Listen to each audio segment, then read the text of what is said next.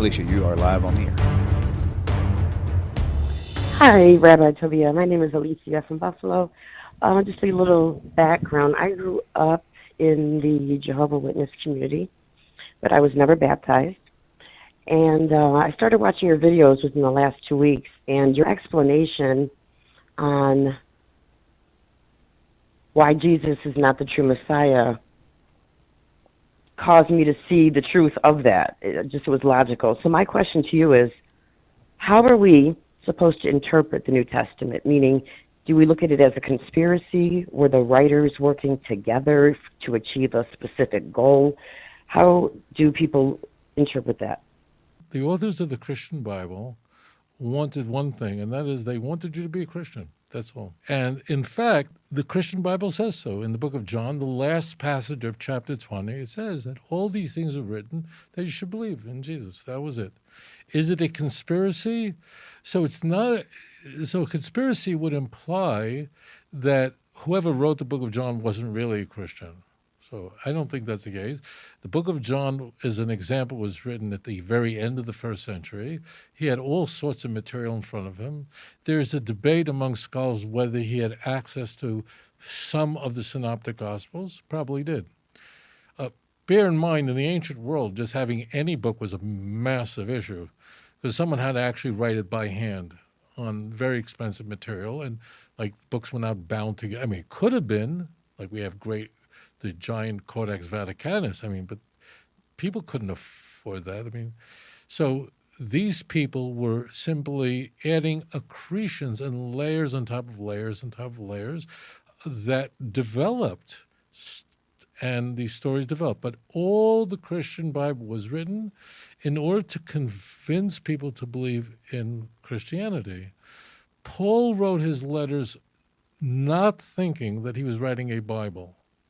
Paul's letters were written to churches that he had established. In a number of cases, he didn't establish them, like Romans. But Paul did not think of himself as writing a Bible. He was trying to convince people to believe his version of the story and not everyone else's version. And that's why Paul's chief interlocutors are Christians. The people he argued with also believed in Christianity, but believed in a different Christology, usually hinged on an issue: do Christians have to keep the ritual commandments? That was the big topic. There were other issues that came up that were just about just how people should behave, how churches should be structured, problems in churches. His letters to Corinth, certainly, he was addressing. But Paul thought he was writing letters to churches. These letters were sometimes sewn together in different parts. 2 Corinthians is really multiple letters that are sewn together, definitely from the same person. But the reason why the Christian Bible was authored, it was authored by highly literate Christians. We don't know if they were Jewish or not. There's no way to know that. And people will tell you they know it. They don't know what they're talking about. They're just repeating over what they learned in school. But they were all the four Gospels were written by highly literate Christians at the end of the first century who wanted to convince their readers that they should be Christians and believe these things. As Christianity would develop, the beliefs of what Christians seized, as it developed, so the story just snowballs and it becomes more and more embellished. In Jesus' CV, his resume. So when Mark was written, definitely toward the end of the first century, people place Mark at around 70. I used to think that. I think it's a little bit later than that now. But regardless, he did not know that Jesus was supposed to be born of a virgin, so he doesn't mention it. And in fact, in Jesus' baptism in Mark 1, Jesus himself is directly informed that he is God's son. There's no virgin birth in Mark. There's no Joseph in Mark. Joseph didn't have to be invented yet. Joseph doesn't appear in Mark, and certainly not in any of Paul's letters. Joseph, the putative husband of Mary. But then it would develop further, and it would develop into other communities. So Matthew, whoever wrote Luke, they want to convince you that Jesus became the Son of God at his conception. And they independently made up their own stories that are not related to each other. They're very different stories, the infancy narratives, 2 chapters in Matthew, 2 chapters in Luke. But they both want you to think that their stories are the truth. That's why they did it. And whoever wrote John had a very much higher Christology. The book of John probably has many, many authors to it. It's very unlikely that John 21 was written by whoever wrote John 20. It's very unlikely that whoever wrote John 1 through 18, being chapter 1, verse 1 through verse 18, also authored other parts. It's possible. It's just unlikely. But all of them are there to convince you that you should believe in this avodah zarah, this idolatry. There are some themes that run throughout. One theme is that the Jews are the bad guys. They all are on board. When it comes to, we hate the Jews, it's like the United Nations. There you have everyone's walking in lockstep. We hate the Jews, meaning the Jews are wrong. They're the enemies of Christ. They're the villains. That's it. They are the antagonists of every story, and they all portray the. So one thing, what they all have in. Only people went to yeshiva know what I just said.